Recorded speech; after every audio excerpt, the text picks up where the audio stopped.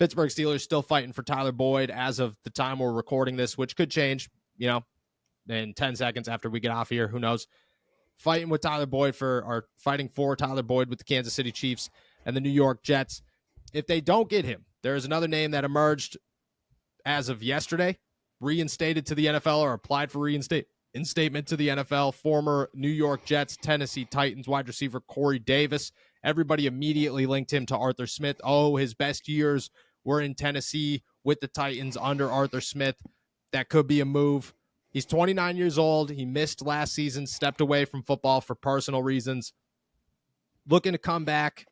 His last season in the league, 13 games, 32 receptions, 536 yards, 2 touchdowns. His best season in the league under Arthur Smith, 984 yards, 5 touchdowns. You got to remember that he was the number 2, really the number 3, because possibly the number 4. I mean, offensive weapon-wise, he was easily number 4 because you looked at Derrick Henry as number 1. A.J. Brown was there having a stud year, and Jonnu Smith was also there having a stud year as a tight end. So you looked at that and you just said, Cory Davis is in the mix. To have 984 yards is a pretty good season. I mean, option for the Pittsburgh Steelers, good enough option for the Pittsburgh Steelers if he is somebody that they're looking at. Yeah, I don't know. It's interesting because his last year in the league, he had not a career low in yards, but I think the 3rd lowest yards of his career, but he had the highest yards per catch. Seems like he still was a big play threat. I just get wary of guys like this who are a year removed from their last time playing in the NFL. And I think one of the things about Davis that, really enticed you, like when he was coming out of college, when he was, a young guy in the NFL, was like his athletic ability, and his ability to win contested catches. Is that still going to be there at 29 years old after a year off in the league? I'm not really sure. Can he play in the slot? Can he, I'm not totally sure about that. I'm a little wary about this. It would definitely be on a cheap contract, so that's what makes me not be completely out on it. I think it's certainly a possibility, and I wouldn't hate it at the right price, but this is not a guy that I'm looking at saying, oh, it's a reliable start. This is a starting quality guy. This is a guy that can absolutely fill in that slot receiver role and be an upgrade over Allen Robinson. Yep. I think he'd be valuable as a veteran presence. We talked about this before getting on, but a wide receiver room with George Pickens and Calvin Austin as your 2 oldest guys in there, probably not your best, probably not ideal. No, but yeah, so I wouldn't mind Davis in that sense, but I'll put it this way: I wouldn't hate signing Cory Davis. I would hate if he's your only wide receiver signing. Yes. I agree. Or yes, I agree. Depending on Calvin Austin is such a question mark here. He literally changes everything, and you have to approach it because you have to approach it like Calvin Austin didn't really do a ton last year. You don't know if he's ready to be your starting slot guy, so you can't take the risk that he is your starting slot guy. But if he is your starting slot guy, then why are you going out to sign Tyler Boyd? Because you'd rather Calvin Austin because he's young and he's electric and he could do all these cool things.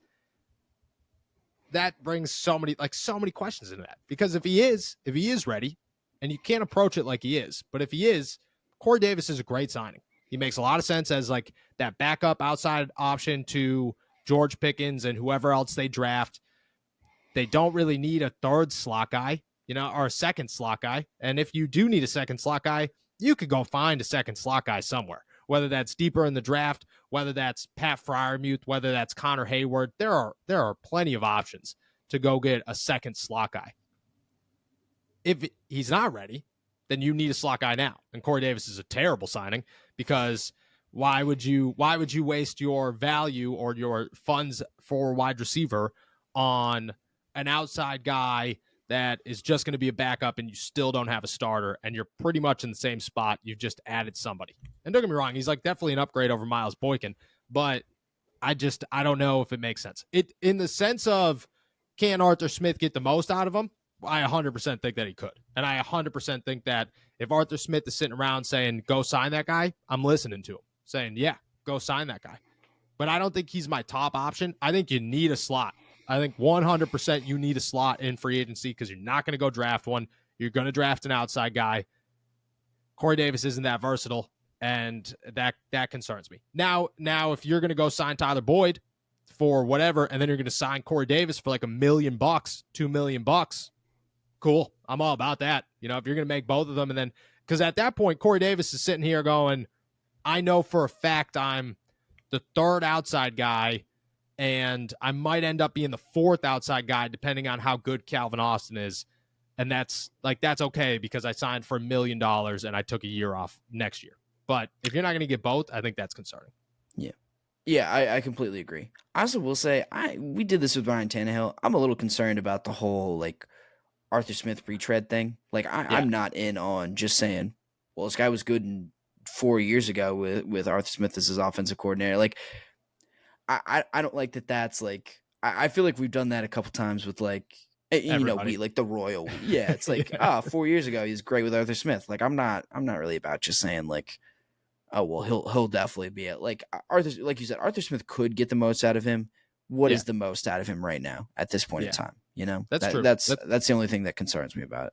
That's very true. That's very true. I'm not gonna act like that's not. I don't know what the other options are currently. Yeah. You know, and if that's the case, then cool. But again, if you're gonna go out and sign, I think that's why he's a good second. You know, cool. At that point, it's risk free, and you've upgraded because a year ago you're like end of the depth chart guys were Miles Boykin and Gunnar Olszewski. That is not where you wanted it to be. So if your end of the depth chart guys are Corey Davis and Miles Boykin, you're sitting around going, yeah, that ain't bad. That's like, you could do worse. Yeah, it could be way worse. So I think if that's your approach, cool. If you're signing him with the expectation of like he may have to start week 1, you have utterly screwed up. And I just don't think the Steelers could do that. And I don't think that that's their plan because they have not shown any indication of we're going to sign bad people and ask them to start like we did last year. So it's a name to watch, but I wouldn't make it the first option for the Pittsburgh Steelers.